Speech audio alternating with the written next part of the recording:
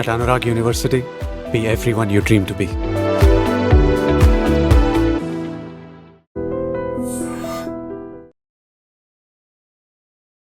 నమస్తే అమ్మా. నమస్తే అమ్మా.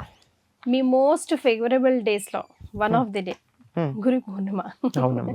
గురు పూర్ణిమ వచ్చేస్తుంది కదా, మరి ఈ రోజు మేమంతా ఏం చేయాలో చెప్పరా మాకు? గురు పూర్ణిమ అంటే వ్యాస మహర్షికి గురుస్థానం ఇచ్చి పట్టాభిషేకం చేసిన రోజు గురు పూర్ణిమ. అంటే ద్వాపర యుగం చివరి నుండి గురుస్థానంలో ఉన్నటువంటి వాడు గురు వ్యాస మహర్షి. కృష్ణద్వైపాయనుడు ఆయన పేరు. ఆయన వ్యాసపీఠం మీద కూర్చోబెట్టారు. అది పీఠాధిపతి. పీఠాధిపతి అంటాం కదా మనం, వ్యాసపీఠానికి అధిపతి ఆయన. ఆ రోజు ఆయనకి ఆ పదవి ఇవ్వడం జరిగింది కృష్ణద్వైపాయనుడికి. అప్పటి నుంచి ఆయన వేదవ్యాసుడు అయ్యాడు. ఆయన చెప్పిందే వేదం. వేదాన్ని ఆయన చెప్పాడు. రెండు ఒకటే తెలుసా? కొంతమందికి రెండు తేడా వస్తాయి. నేను చెప్పిందే వేదం అంటే అబద్ధం చెప్పినా నువ్వు వినాలి అని అర్థం కాదు. వేదమే ఆయన నోటి వెంట వచ్చింది, ఆయన చెప్పిందే వేదం. అది అటువంటి వ్యాసుణ్ణి అర్చించుకునేటటువంటి రోజు. అంటే వేదాన్ని అర్చించినటువంటి రోజుగా చెప్పుకోవాలి. అటువంటి రోజున మనకి ఇప్పుడు వేదవ్యాసుడు దొరుకుతాడా? లేదు. కనుక మనకి ఎవరు గురువో ఆ గురువుని ఈనాడు అర్చించుకున్నట్టయితే వేద విజ్ఞానం మనకి కరతలమలకం అవుతుంది, మన కళ్ళ ముందు కనపడుతుంది. లేకపోతే చదువుతాము, అక్షరాలు ఉన్నాయి, పదాలు ఉన్నాయి, ఏదో డిక్షనరీ మీనింగ్ తెలుసు, అంతేగాని అసలైనటువంటి అర్థం బోధపడదు. అసలైన దాంట్లో ఉన్నటువంటి యథార్థ తత్వం ఏదైతే ఉందో అది అర్థం కావాలంటే వ్యాసుడి యొక్క అనుగ్రహం ఉండాలి. ఆ వ్యాసానుగ్రహం కోసం ఆయన వ్యాసపీఠాన్ని అధిరోహించినటువంటి రోజున వ్యాసుడిని పూజించాలి. వ్యాసుడు అంటే మనకిప్పుడు అందుబాటులో లేడు గనక, ఫిజికల్లీ అందుబాటులో లేడు, ఆయన వాగ్రూపంలో మనకున్నాడు. ఆ వాగ్రూపం ఎక్కడి నుంచి వస్తోంది? మనకి మన గురువు ద్వారా వస్తోంది. కనుక మన గురువుని మనం ఇవాళ పూజించుకునేటటువంటి రోజుగా మనం చెప్పుకుంటూ ఉంటాం. ఈయన ఏమని చెప్తారు? సదాశివ సమారంభాం వ్యాసశంకర మధ్యమాం అస్మదాచార్య పర్యంతాం వందే గురు పరంపరాం అని గురు పరంపరనంతా మనం వెళ్ళి ప్రార్థించుకుంటాం. ఈ సదాశివ అనడానికి కొంతమందికి పాపం ఇబ్బందిగా ఉంటుంది, వాళ్ళకి మనసొప్పదు. అంతే, సదాశివుడిని మేము తలచం. అలా ఉన్నవాళ్ళు నారాయణ సమారంభం అని చదువుతారు దీన్ని. నారాయణ సమారంభం వ్యాసశంకర మధ్యమాం. ఆ వ్యాసశంకర దగ్గర కూడా మార్చుకునేవాళ్ళు మహానుభావులు కొంతమంది ఉన్నారు, వారి చాదస్తానికి నమస్కారం. వ్యాస శంకర మధ్యమం. అక్కడి నుంచి తర్వాత మనకు అందించింది ఎవరు? నారాయణుడి నుండి వచ్చినటువంటి వాడు వ్యాసుడు. వ్యాసుడు తర్వాత మనకి జ్ఞానాన్ని అందించింది శంకర్లు, వాళ్ళు మధ్యలో ఎంతమంది ఉన్నారో తెలియదు కానీ అస్మదాచార్య పర్యంతం, నా గురువు గారి వరకు ఉన్న గురు పరంపరకి నమస్కారం. గురువులు ఒక క్రమంగా ఉన్నారు. మామూలుగా కూడా గురువులు మనకు ఒక వరుసలోనే ఉన్నారు. అక్షరాలు నేర్పించినటువంటి ఎల్కేజీ టీచర్ దగ్గర నుంచి ప్రతి క్లాస్లో ఒక్కొక్క గురువు ఉండి చివరికి మనకి మన జీవిత లక్ష్యం చూపించినటువంటి గురువు, మంత్రోపదేశం చేసిన గురువు దాకా ఇంతమంది ఉన్నారు. వీళ్ళందరిలో ఎవరు తక్కువ?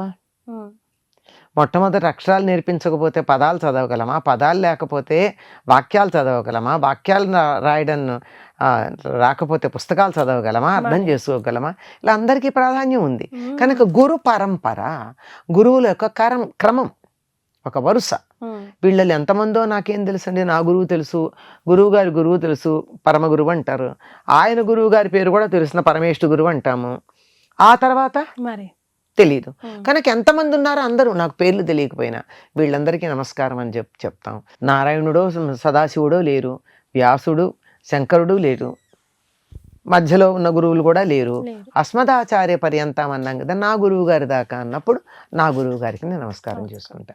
నేను గురువుగా ఎవరిని భావించుకుంటానో ఆయన్ని పూజించడం ఈనాడు చేయాల్సిన పని. సరే, అందరికీ గురువులు, చిన్నపిల్లలకి వాళ్ళకి గురువు ఎవరో తెలియదు. వాళ్ళకి అప్పుడు పాఠం చెప్పిన క్లాస్ టీచరే గురువు అవ్వచ్చు. అది వేరే ఇది వేరే కదమ్మా. గురువు వేరే, కానీ ఆ గురువు దాకా ఈయన పట్టుకెళ్తున్నాడు కదా. అప్పటిదాకా ఈయన గురువు. అంతే. ఈ మెట్టు పై మెట్టు ఎక్కాలంటే ఈ మెట్టు ఎక్కాలి కదా. ఈ మెట్టును వదిలేసినంత మాత్రాన ఇది అక్కర్లేంది కాదు, ఇది దాటితేనే అటు ఎడతాం. కనుక ఇప్పుడు నాకు ఆ గురువుకి ప్రతీకగా ఈ గురువుని, అసలైన గురువు ఎవరో, నా గురువు ఎవరో నాకు తెలియదు అనుకో, నాకు ఈ పాఠం చెప్పిన గురువుని ఆ గురువు ఎవరో తెలియని గురువుగా భావించుకుంటే క్రమంగా వెడతాం మనం అక్కడికి, వెళ్ళడం జరుగుతుంది. కనుక వారిని గౌరవించి పూజించుకునే పద్ధతి ఉంది. ఇవన్నీ అందుబాటు లేని పరిస్థితులు ఉంటాయి. ఒక్కోసారి ఎక్కడో ఉంటాను, నాకు పాఠం చెప్పిన గురువు కూడా కంటికి కనపడకపోవచ్చు, నేనే వెళ్ళలేని పరిస్థితిలో ఉండొచ్చు. అప్పుడు వేద గ్రంథాలు ఎవరి దగ్గర ఉన్నాయి? ఇప్పుడు ఏం లేవు. కనుక భారతమో భాగవతమో ఉండాలి, అది లెక్క. అందుకని అక్కడ ఆగాను నేను. అవి కూడా ఉన్నాయా లేవా అని క్వశ్చన్ మార్క్. అంతే, చాలా మంది ఇళ్లలో లేవు కదమ్మా. అందుకే కదా మన అందరూ తిడతారు, మీరు మా దేవుడు అంటారు. ఏది అసలు మీ ఇంట్లో మీకు భగవద్గీత ఉందా, భారతం ఉందా, భాగవతం ఉందా అని అడిగితే ఇది సమాధానం. అంతేనా? అంతేమా. కనీసం ఆ భగవద్గీత పుస్తకం అన్నా ఉందా? ఉండాలి. ఉంటే దానికి నమస్కారం చేసుకోండి. లేదు, అందంగా ఉంటుందని తెచ్చిపెట్టుకున్న కృష్ణుడు బొమ్మ ఉందనుకో, చాలు జగద్గురువు, ఆయనకి ఎవరో ఒకళ్ళకి. లేదు, ఇవి ఏవి కూడా అందుబాటులో లేవు, నేను ఎక్కడ అవుట్ ఆఫ్ స్టేషన్ ఉన్నా, వేరే ఊళ్ళో ఉన్నా అనుకోకుండా, అక్కడ నాకు ఇవేమీ లేవు. నాకు భక్తి ఉంది, మా ఇంట్లో ఉన్నాయి, నా దగ్గర లేవు. ఏం చేయాలి? ఏదో ఒక పుస్తకం. ఆ సరస్వతి అంతా ఆయన దగ్గర నుంచే కదా వచ్చింది. అంచేత ఏదో పుస్తకం, ఏదో ఒక దైవం చిత్రం, ఏదో ఒక దైవం, కనీసం అక్కడో అక్కడ దొరకదా? కనీసం ఈ రోజుల్లో అందరి చేతుల్లోనే ఇది ఉందిగా, అందులో తీస్తే ఏదో ఒక దేవుడి ఫోటో దొరకదా? ఎవరో ఒకళ్ళు పంపించరా? దానికైనా నమస్కారం చేసుకోవాలి. గురు తత్వం ఏదైతే ఉందో, మీరు ఇందాక అన్నారే ప్రస్తుతం ఉన్న గురువు అని, ఆయన గురువు కాదు కదండి, ఆ గురువు పాఠాలు చెప్పిన గురువు ఒకటి కాదని అన్నారు కదా. కాదా అన్నారు కదా. అసలు గురువు అన్నది ఒక తత్వం. శరీరాలు మారచ్చు, ఆ తత్వం ఎప్పుడు నీకేది కావాలో అది బోధ చేస్తుంది. అక్షరాలు నేర్చుకునే రోజుల్లో ఆ టీచర్ రూపంలో ఉన్నది నీ గురువే. ఏది కావాలంటే అది నీవు నేర్చుకునేటప్పుడు ఆ నేర్పినటువంటి వారి రూపంలో ఉన్నట్టు నీ గురువే. ఆయన ప్రతిసారి నీ దగ్గర అదే నీకు అన్ని నేర్పడానికి ఆయన పని మానుకుని నీకు టోటల్ సర్వెంట్ కాదు కదా, నీకు ఏది కావాలంటే అది నేర్పించడానికి. ఆర్ పెయిడ్ ట్యూటర్ కాదు కదా. అందువల్ల ఏ రూపంలో నీకేది కావాలో అది నేర్పించే గురువు రూపంలో ఉన్నటువంటి వాడు నీ గురువే. అటువంటి గురువుకి నమస్కారం చేసుకుని ఆయనకి పూజించుకోండి. అందుబాటులో గురువు గారు ఉంటే వెళ్ళి ఆయన పాదాలకు నమస్కారం చేయండి. చేతనైతే 2 పళ్ళు చేతిలో పెట్టండి. అంతకన్నా ఎక్కువ గురువులు ఆశించేది కూడా ఏమి ఉండదు. నిజమైనటువంటి గురువు శిష్యుడి నుంచి లక్షలు కోట్లు డబ్బులు ఆశించడు. మాకు ఆల్రెడీ లివింగ్ లెజెండ్ కనిపిస్తూనే ఉన్నారు. నేను నా డ్రీమ్ ప్రేక్షకులకి మాకైతే 100% మీరే గురువు. సో మీకే మా పాదాభివందనాలు. శుభం భూయాత్.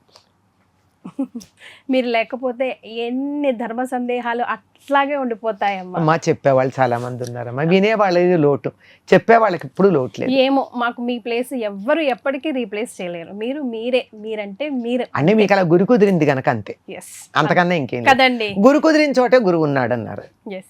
నాతో పాటు మీరు కూడా ఈ వీడియో కింద అమ్మకి గురు పూర్ణిమ విషెస్ ని తెలియజేసే అవకాశం ఓపెన్ పెడతాను. కమెంట్ బాక్స్ విషెస్ చెప్పండి. చాలా సంతోషం అమ్మ, ధన్యవాదాలు. నమస్తే. And for more videos, please subscribe to iDream. Please subscribe to iDream. Please subscribe iDream. And please subscribe to iDream. For more videos, subscribe to iDream. please like, share and subscribe to the channel. Congratulations, iDream. Subscribe to iDream. Subscribe to iDream. So subscribe to iDream Media. iDream ki iDream team andarki huge congratulations. Please subscribe iDream Media. Please subscribe to iDream. Subscribe iDream. Please subscribe to iDream. iDream అంటే నా కళల ఛానల్ను subscribe చేసుకున్న నోరు తిరుగుతలేదు, మీరైతే గంట గుర్తు కొట్టండి. For more such videos, please subscribe to iDream. Subscribe to iDream. Please subscribe to iDream. Please subscribe iDream Media. Please do subscribe to iDream. Please subscribe to iDream Media. For best entertainment and information, please subscribe iDream. And don't forget to subscribe to iDream.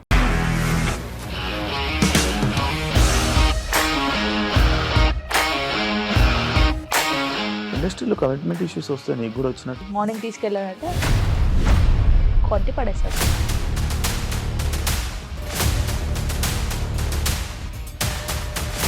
ఒక్కళ్ళు కూడా చూడలేదు ఈ cinema అని చెప్పడానికి కూడా చాలా ధైర్యం కావాలి. అది నిజం కదా, దాంట్లో ధైర్యం ఏంటి? ఇది నెక్స్ట్ డే ప్లేట్ మార్చేస్తే తప్పు కదా. As of now we are comfortable this అని నేను అనుకుంటున్నాను. రష్మిక గారిది మీది ఒకే ఊరంట కదా? నీకు కోపం వచ్చిందంటే బాగా తిట్టేత్తరా? తిట్టేద్దామండి. నిజంగా గేమ్ ని ఎలా చేంజ్ చేయగలిగారు? ఏపీఎస్ఎఫ్సి వాళ్ళకి 6 నెలల్లో నేను 6 లక్షలు కట్టా. బిజినెస్ చేయాలనుకుంటే it is as difficult as riding a tiger.